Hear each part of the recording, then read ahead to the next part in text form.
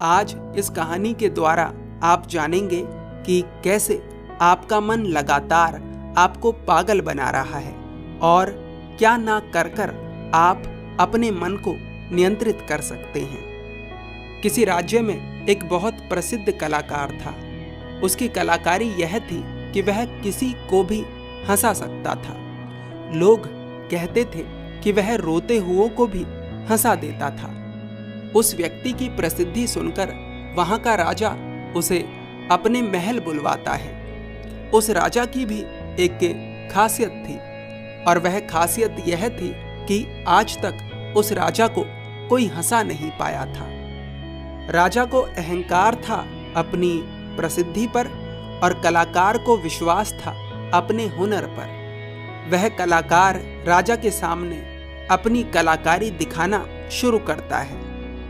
कुछ ही देर में राजा का हंसते हंसते बुरा हाल हो जाता है और राजा इतना हंसता है कि हंसते हंसते अपने आसन से नीचे गिर जाता है। राजा प्रसन्न होकर उस कलाकार से कहता है कि मांगो, तुम्हें जो मांगना है।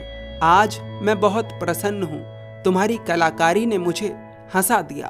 तुम्हारा जो भी मन है तुम मांग सकते हो, लेकिन एक सीमा में रहकर।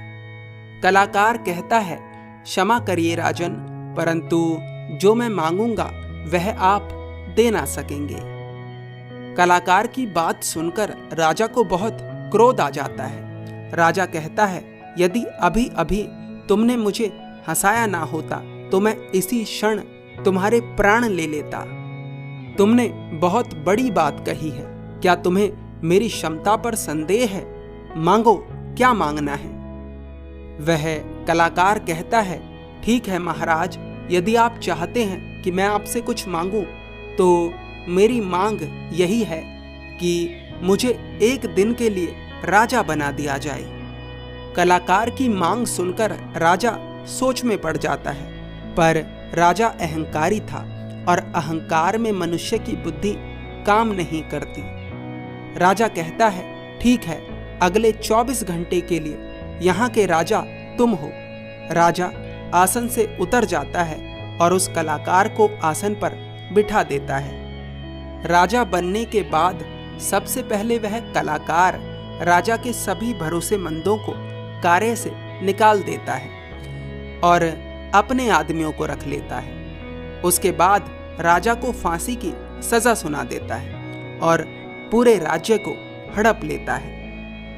इस कहानी को सुनकर आप सभी लोग ये कह सकते हैं कि राजा बहुत मूर्ख था, लेकिन उसी राजा की तरह हम अपने मन को अपने जीवन का राजा बना बैठे हैं और हमारा मन जो चाह रहा है वह हमसे करवा रहा है। बस हमारा मन हमें थोड़ी सी खुशी दे देता है, हंसी दे देता है और हम उसी के पीछे पागल हैं। तो अब करना क्या है? करना यह है कि मन जो आपको छोटे छोटे सुख दिखा रहा है उनके पीछे नहीं भागना है। वो करना है जो करना आपके लिए वास्तव में आवश्यक है, क्योंकि उसी को करने से आपका विकास होगा। सूत्र यही है कि सुख के पीछे मत भागो, सही के पीछे भागो। सही क्या है? सही वही है जो आपके भीतर शांति लाए और आपके शरीर को स्वस्थ रखे।